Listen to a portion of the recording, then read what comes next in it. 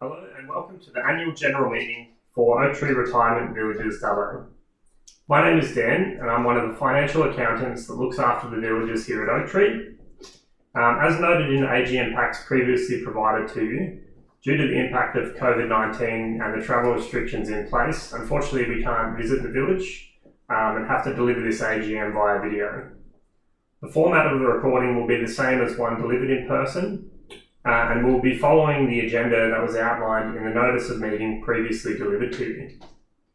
Prior to working through the agenda though, I'll go over the annual meeting guidance, which is Annexure 1, and this provides a refresher of the different types of funds for the village. So Annexure 1, starting at the top, the village account. So residents fund this account through their recurrent charges, and it covers all village expenses such as wages, rates, water, electricity, insurance, gardening, community centre amenities, etc. And this is guided by a quantity surveyor report. So they do a report each year and it provides guidance over the following 10 years. Moving down to the Capital Works Fund. So residents fund this as well through their recurrent charges, and it covers all village preventative maintenance and ad hoc maintenance activities in the village. And it works essentially like a sinking fund for a normal body corporate, where you're putting money away for current maintenance, but also future maintenance that's going to be needed. Examples of this would be gate repairs, oven repair, termite pest control, garden mulching, and also painting. And lastly, down the bottom, capital replacement. So just to note, per the legislation, Oaktree does fund the replacement of all capital items in the village. So going to the agenda points in the notice to meeting, number 1 on the agenda items is an explanation of any material variances between expenditure and what was approved in the annual budget. So I'll work through those variances now. Just to note that for the current year, BDO were the auditors, and their audit opinion confirms that they believe the accounts represent fairly the financial position of the village at 30th of June 2021.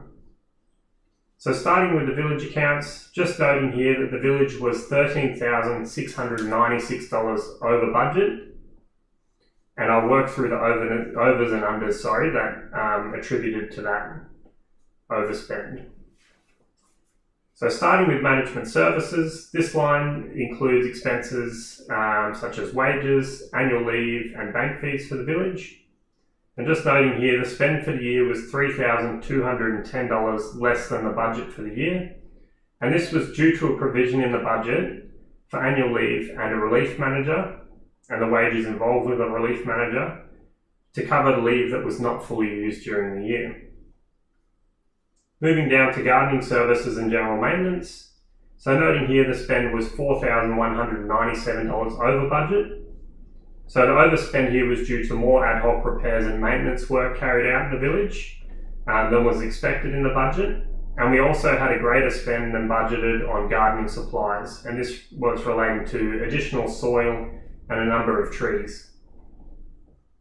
Moving down to motor vehicles, we know there that the expense came $4,842 under budget, and this was due to an allocation for the village manager wages that would be allocated for resident transport, and this was not fully utilised during the year. Moving down to electricity, so the electricity expense came in over budget by $19,107, and this was due to 2 factors. Firstly, the budgeted usage was for 43,000 kilowatt hours, whilst the actual usage was approximately 93,000 kilowatt hours. Secondly, there is an issue with the local grid that has resulted in a significant increase in usage. So just to note there, whilst Dubbo is a constructing village, Oaktree will fund any shortfalls between the income and expenses, so the residents won't be disadvantaged by this issue.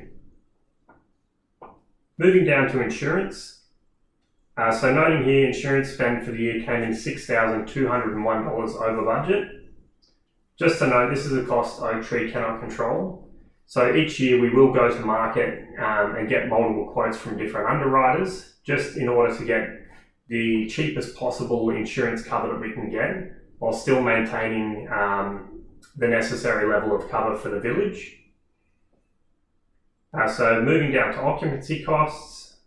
So noting here, the spend for the year came in $4,501 under budget. And this underspend was mostly due to the domestic waste charge and also water usage being less than budgeted. And it was offset by slightly higher rates than estimated. And this was due to the land value being valued higher by council than what we expected in the budget. And then lastly, noting the Capital Works Fund. So this expense relates to money from your weekly fees, which goes towards the Capital Works Fund for preventative maintenance. And the expense is based on a percentage of total fees for the village for the year. And as there was less revenue than originally budgeted for, this line also comes in under budget. So that's the village fund. I'll move on to the CWF account. So for the CWF, just noting that this account was $9,832 over budget. And going through the variances to budget here, starting with electrical repairs. Noting here, this line was over budget by $3,297, and this was due to the ad hoc nature of the expenditure. So when electrical repairs come up, they have to be done. You can't necessarily forecast in the budget every ad hoc bit of maintenance that needs to be done. And it just related to multiple repairs across appliances within villas. Moving down to garage door motor. So noting here, this expense was $1,455 over budget. This is due to the servicing of 15 garage doors at $66 per door, and the maintenance and supply of remotes across a number of villas as well there. Moving down to gardens and trees. So noting here, this expense was $3,433 over budget, and this was just due to a lack of provision in the budget there. And it related to the supply of soils and trees for the village. Moving down to general repairs, noting here that this expense is $3,937 over budget. So this is due to the ad hoc catch-all nature of this line, picks up anything that doesn't fit within other lines.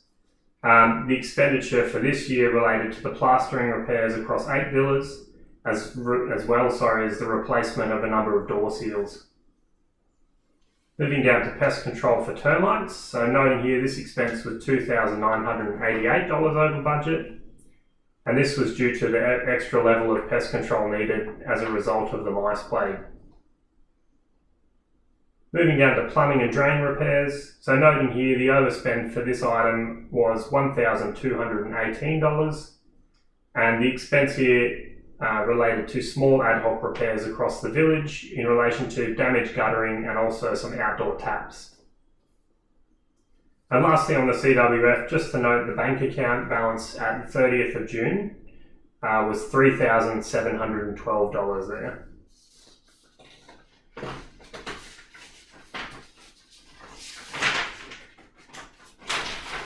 Alright, so moving on, I'll start going through the other agenda items. So agenda item number 2, any changes to the proposed 2021 annual budget that did not require residents' consent. There were no changes to that proposed annual budget. Agenda item number 3, any proposals for capital works that were not notified in the 2022 annual budget. There were no proposals for capital works there. Number 4, other items including any proposed maintenance plans. So just noting there, the proposed maintenance plans still follow the QS estimates. There's no changes to those maintenance plans. Number 5, future plans for the village, including any proposed improvements. There were no changes to future plans for the village. Number 6, any change or proposed change to the management of the village. There will be no change there. Oak Tree will remain as the operator of the village. Number 7, any proposed changes to the level of service provided. Again, there is no proposed changes to that level of service. And number 8, any safety issues. So as of the date of recording this video, there are no safety issues that we're aware of that we need to raise in this AGM. And then number 9, question time for queries lodged in advance. So we had no questions lodged in advance, but we do invite you to submit any written queries after you've watched this video and had a read through the AGM packs. We invite you to ask any questions in writing and provide them to your village manager. And what we will do in finance then is collate those questions. We'll collate some detailed responses for you, including detailed minutes of the meeting, and we will provide those to all residents. That's it for the meeting. Thank you for attending the 2021 AGM for Dubbo.